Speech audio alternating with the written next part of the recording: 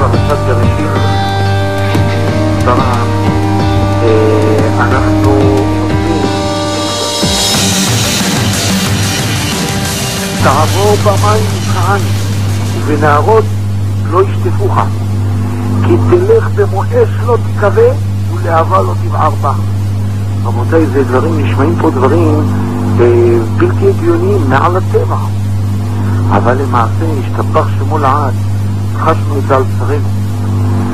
מי שהיה פה בשריפה האיומה שהייתה פה יוכל להעיד כאלף עדים שלמעשה אם נזכור את השריפה הגדולה שהייתה ביער ירושלים, איך שפינו עשרות אנשים לאשפוזים ארוכים ולטיפולים והטיסו אותם לרמב"ם בחיפה, כי לא היה בשום מקום בבתי החולים בסביבה חדר טיפול בשועפי עשן, והעבירו אותם לבית חולים מומחה לעניין הזה.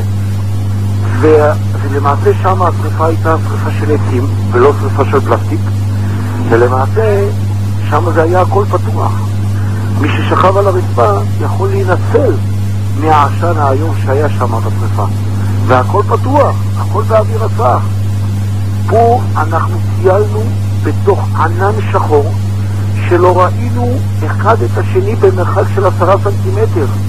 אני לא מגזים ואני אומר את זה. רבותיי, פה מה שהיה זה היה חושך כשהאור היה דולק. לא ראינו אחד את השני, ולמעשה זה השתבח שמו, לא נכוונו. נשמנו אוויר רעיל ביותר, ובעזרת השם אמנם בחסדי השם השתבח שמו לעד, לא יודעים איך יצאנו מזה, ממש לא יודעים איך יצאנו מזה. מי שראה את האגף וראה את הקירות השחורים שהיו, הסוער שעמד בחוץ מאחורי הדלת מחוץ לאגף, כשהגיעו המטפלים שמו לו מסכת חמצן, הוא התעלף מהעשן שיצא החריך מתחת לדלת. זאת אומרת, אנחנו נשמנו את האוויר דחוס מלא עשן חצי שעה, והוא מה שהוא נשם זה מה שיצא מתחת לחריך של הדלת. זה ממש לא יאומן. הוא קיבל טיפול נשימתי עם מסכת חמצן לאחר שהוא התעלף, הסוער בחוץ, ואנחנו חצי שעה בלי, וכשהרב, אנחנו צריכים לציין שהרב בלי ריסים, בלי שיער בתוך האף שהוא מגן על עשן שאמור להיכנס, אי אפשר להסביר את זה אם זה לא חסדי שמיים, שהקדוש ברוך הוא, אני לא יודע אם זה היה מלאכים, אני ולא אחר, אני ולא מלאך, אני השם, ממש בעזרת השם יתברך. מי שלא חש את זה, מי שלא ראה את זה, לא יכל היה להבין. בעזרת השם יתברך אנחנו מאוד מקווים שנס כזה שהרגשנו את זה בחוש, זה דבר מעל הטבע, רק אנחנו בעזרת השם מקווים שלא ינקו לנו מהזכויות. כי כזה דבר בעזרת השם, דבר שלא ניתן לתאר את זה במילים.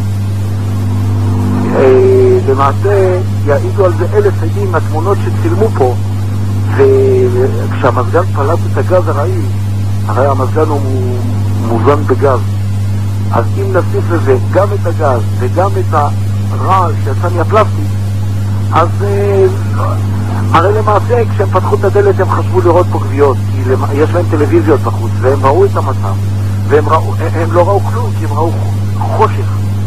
אז הם היו בטוחים שהם הולכים להוציא מפה גוויות, והשתבח שמו לעד מעל הטבע, כי תלך במו אש לא תכבה ולהבה לא תבער בך, כי אני אדוני אלוהיך קדוש ישראל מושיעך, נתתי כופרך מצרים ופוסרה תחתיך, מאשר יקרת בעיניי הכבדת עם עבדי, ומעיד עליו עבדי השתבח שמו, עבדי על משה מדובר, מעיוור עם עבדי. היכול להיות, הייתכן שהעיוור יהיה ילד השם, ועוד השם מעיד עליו שהוא עבדי.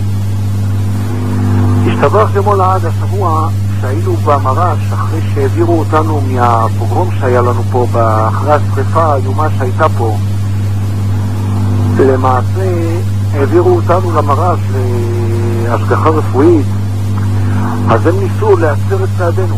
היה שם אחד שקרוי בשם דוקטור פילר.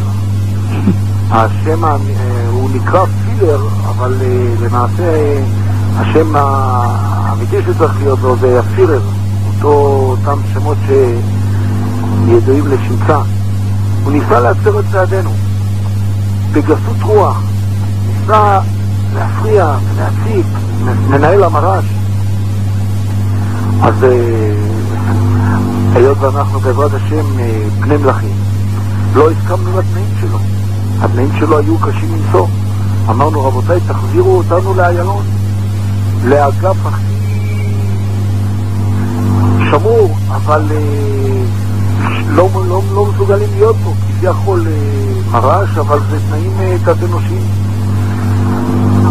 אמרו לנו, לא, אנחנו לא מעבירים אתכם בשום אופן. אתם תישארו פה עד שהאגף שלכם ישופץ לאחר השריפה הנוראה שהייתה פה.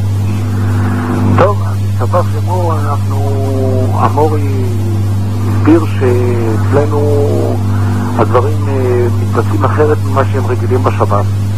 והציב להם זמנים, אמר, אם תוך שעה אנחנו לא עוברים, אז אנחנו נעבור בכוחות עצמנו ללא עזרת השבת.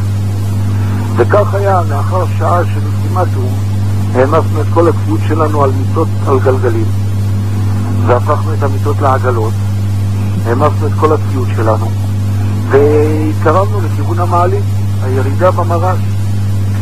אז מפקד המרש כמובן ראה את זה כפגיעה בסדר ואיום לגבי שלטונות הכלא שם. הזמין לא פחות ולא יותר את הנחשונים, זאת יחידת הקומנדו של השבת. אז יופי, הגיעו הנחשונים בכל היחידה, כל היחידה הגיעה, ואני מדגיש כל היחידה. מתי זה היה? יום רביעי זה היה, יום רביעי בצהריים, בערב. הגיעו יחידת הנחשונים, כשבראשם עומד המפקד שלהם. יום חמישי עברתם, לא? יום רביעי בערב זה היה. הגיע מפקד הנחשונים. עכשיו, תוך כדי משא ומתן נכנס הררי לתמונה, וברוך השם הגיעו למסקנה שאנחנו כן, אין להם ברירה אלא להעביר אותנו לכלא איילון בחזרה, כדי להחזיר לנו את התנאים המקוריים שהיו לנו. וכל זה על מה? כל זה סך הכל זה היה עניין של המרש. במרש אין הסדר להכניס כביסה, אבל אנחנו רגילים להכניס כביסה, ופה מכניסים כביסה מינימלית. זאת דרישה בסיסית שכל אסיר צריך לקבל את זה. ועל כורחו מר פירר היה חייב לקבל את זה, אבל זה היה לא לפני שהעבירו אותנו, ניסו להעביר אותנו לאגף לתינוקות בכלא איילון, כי לא היה להם אגף אחר. אבל אנחנו נתעכב רגע על העניין שמפקד הנחשונים רואה את הרב שלנו. ברוך השם, מפקד הנחשונים כבר קיבל פה שיעורים, הוא כבר הוריד את האוויר, את כל הגאווה שלו הוא הוריד. כשהוא בא לדבר עם הרב, אז כבר הגאווה שלו שואפת לאפס בעזרת השם. אז הוא שואל את הרב ככה בפתיחותה, אומר לו, כבוד הרב, מה זה משקפיים כהות בחושך? כשיש אור בחדר, כשהמנורה דולקת בחדר ובאין שמש אין כלום, אתה מרכיב משקפיים כהות כאלה? מה המשקפיים האלה? מה זה צחוק? הרב אומר לו, סליחה, אתה רואה שלא כל דבר אתה יודע? אז הנה, יש דברים שאתה לא יודע.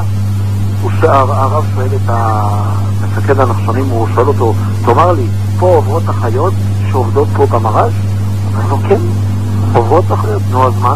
אז הוא אומר לו, הסכנה להסתכל בהן היא סכנה פי מיליון יותר גדולה מאשר להסתכל על שמש חשופה, בלי משקפיים.